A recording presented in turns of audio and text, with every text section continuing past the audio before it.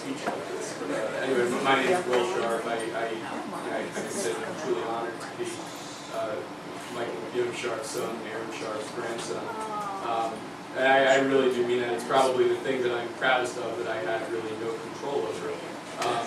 The rabbi said before that none of us would be here without our parents, and I think that's especially true. Especially true for me.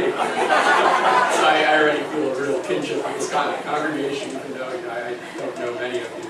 I was once told that whenever you're sort of speaking before a Chabad organization, it's a good idea to sort of start with something about the Rebbe. And on the drive up here this morning, I was trying to think of a good story to lead off with, and one sort of stuck in my mind. I thought I'd share it with you all. The Rebbe was once asked, this is going back obviously decades and decades, why America? What's special to Chabad about America? Why is Mother based in Crown Heights? There are Jews all over the world. What was special about this country? And the Rebbe said, in response to that, there are really two things. First is that America's a nation that's suffused with godliness. Wherever you turn, Jews and Gentiles alike, people in America are very spiritual and care about spirituality. And the second is that Americans care about each other. And this is, there's sort of empirical evidence of this, and that Americans are charitable at rates that you don't see in other countries. But just at a very basic level, Americans care about each other and care about their communities. And at that point, the Rebbe pulled out the famous story, pulled out a dollar bill from his pocket and said, this country cares so much about these things that they printed on the country. In God we trust, and he played the zoom out of it. And this story really stuck in my mind because I've only seen this community in snapshots since the rabbi got here, the rabbi and Mrs. got here 8 years ago.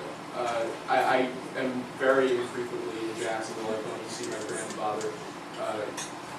As often as I can, but not as much as I would probably like. But I think that that's given me the ability to really see the tremendous growth that there has been in the last 8 years here.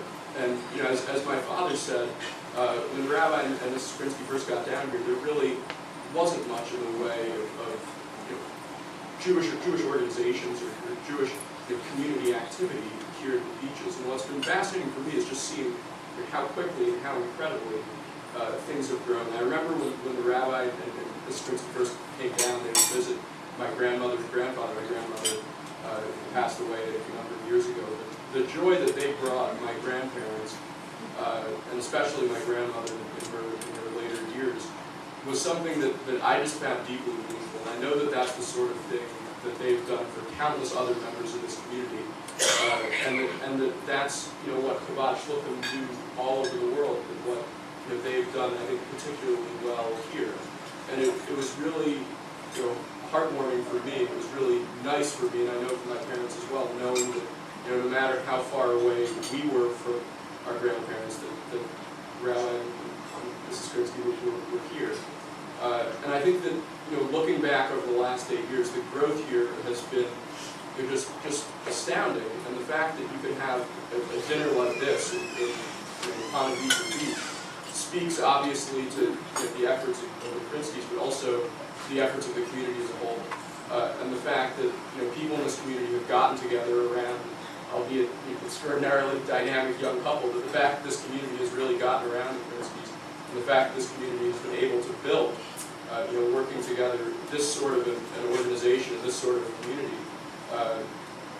I just find incredibly impressive. And I know I speak for my entire family when I say that we're honored to have been able to help, and we're honored to have been able to be a part of this. I don't really have much else to say, but thank you.